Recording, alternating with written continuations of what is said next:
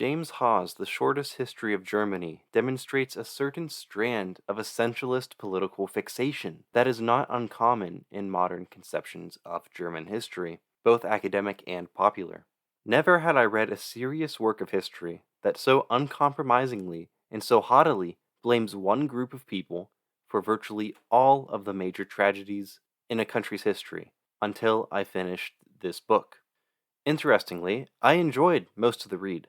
He covers more than 2,000 years of history, about as well as could be done with about 200 pages. He elegantly summarized key moments of German history into a thematic narrative. I do praise the book for this. Oddly, though, by the time I reached the end, I was surprised it was able to be published at all. Within the first few pages, Hawes begins to develop a few themes that dominate the rest of the book. He fundamentally believes that since the Roman Empire crept past the Rhine and into Germanic lands, Germany has actually been two entirely different countries, with the Elbe acting as the border. At first, this conception seems unproblematic. It is true that different areas will have different cultural influences. Western and southern Germany were indeed aided by the economy of Rome and later by the Carolingian Empire. Northern and eastern Germany were more influenced by the economy of the Baltic, and naturally had to be more involved with their eastern neighbors. There was also a difference in religion. The south and west were predominantly Catholic, and the north and east were predominantly Protestant, although there was still a degree of religious diversity in all areas of Germany. Hawes throws around this theme at nearly every chance he gets. Every few pages features a nondescript map of Germany that illustrates the contrast between the West and the East. This theme started as a genuinely interesting mental framework, but over the course of the book, it becomes beyond tiring. Over the course of the narrative, he sneaks opinions into his facts until he finally reveals his politics in the last few chapters. He never introduces any complexities or exceptions to his model of a Roman West and a savage East. I do not have a problem with a conceptual framework like this. They are great to keep in mind while studying German history. It's great to be aware that Western Germany would likely be more concerned about the happenings in France and England, while the East would be concerned with Austria and Russia. But Hawes somehow transforms an abstract framework into the entire story of the German speaking world. This work not only divides Germany into these two spheres, but it also actively and unapologetically takes sides in an effort to pigeonhole distinct political views while oversimplifying historical events in order to do so.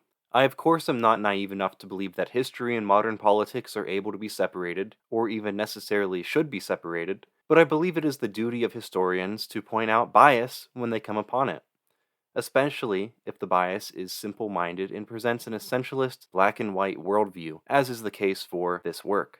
I would be less inclined to respond to the work if it was either honest about its political nature or if it did not attempt to be an authoritative, accessible, and standard summary of Germany designed to be consumed by the public. The book does not advertise itself as political or as a manifesto or to be a perspective on history, but rather as a completely trustworthy guide to history.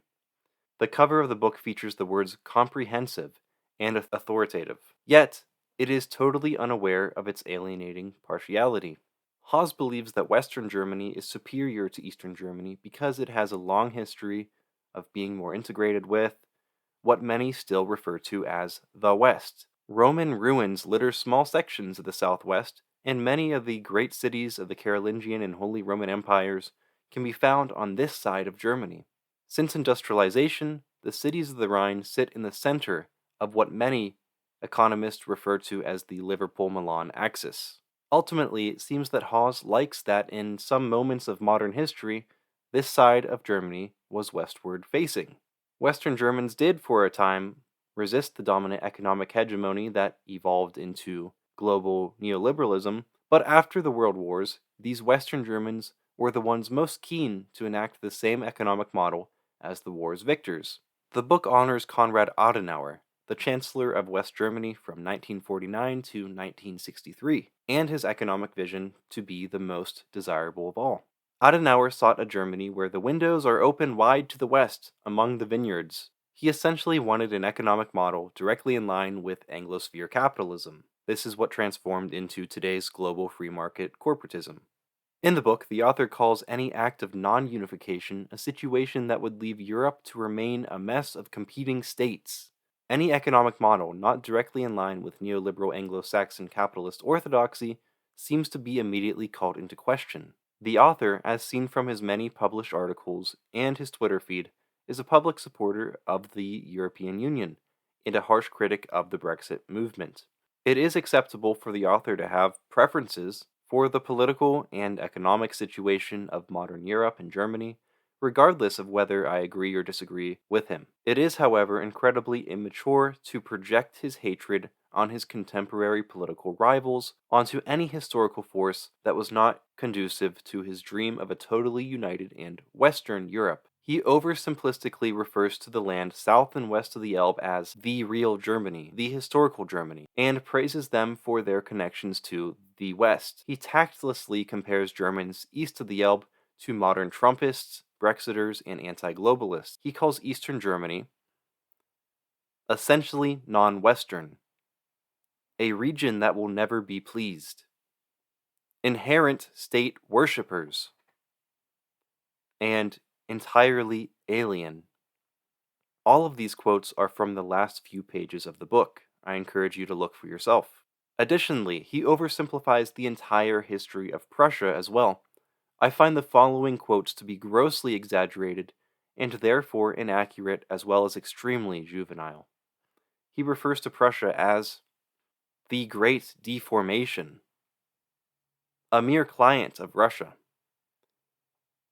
that passing monster, and a country which, by most of the normal standards of European nationhood, history, geography, political arrangements, religion, was entirely foreign.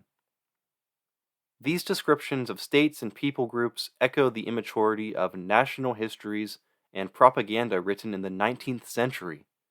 Language like this should not be used in any serious work of history. He paints Western Germany as almost free of sin and never as a corrupting force itself, while he constantly describes the Northeast as foreign corruptors not in tune with what he would see as the idyllic sensibilities of Rome, the Church, and the almighty West.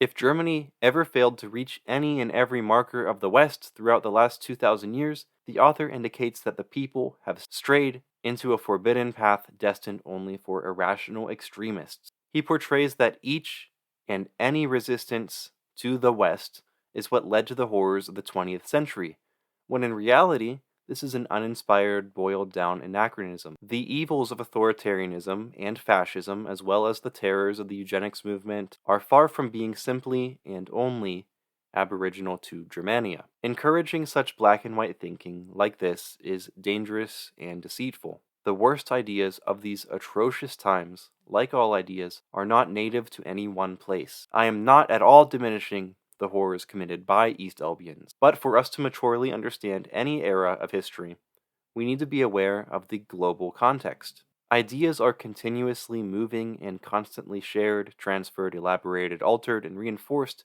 by different individuals.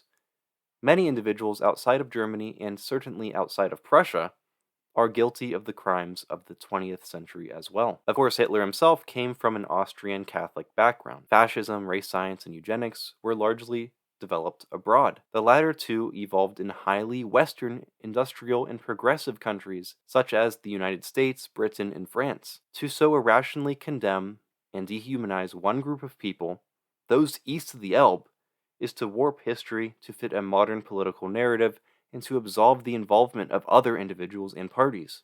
Overall, his analysis is simply demonizing one side of the Elbe and praising the other. He refers to the river as the Mason-Dixon line to insinuate a simple divide between good and evil. This read made me wonder why such nonsense is so normalized. This book has high reviews, has many awards, presumably made a great sum of money, and is found in nearly every bookshop in the English-speaking world. Once again, I did enjoy most of the read. I do not mean to antagonize the author or any of his unrelated ideas, but I would rather like to warn would-be readers of this book of the bias it has. It is a small book, so I can excuse it for leaving out important events and nuances, but it's more difficult to accept because of its artless shoehorning of politics that the subject of history has grown too familiar with. It is unfortunate that this is, and will be, many's first introduction to German or even European history. Thank you for listening. I hope this video was somewhat sensible for my listeners. I almost feel bad for only picking out one book for this criticism because I've seen similar mindsets elsewhere in popular histories and online. So really, here I'm just acknowledging that this book here is not, the issue. This is really a product of this kind of mindset that's been going around. Anyway, if you enjoyed listening, please consider following me on YouTube, on Medium, and on social media. Thank you.